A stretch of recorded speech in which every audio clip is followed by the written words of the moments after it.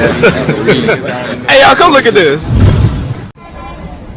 তো ইদানিং ফেসবুকে দেখেছিস যে জুনিয়ররা শুধু বলে যে নার্সিং কলেজের সিনিয়ররা নাকি র্যাক দেয়। হ্যাঁ, কালকেও দেখছি আমি এগুলো।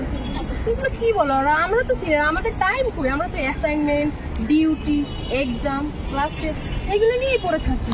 বুঝি না এই এত কি বলে, বুঝি না।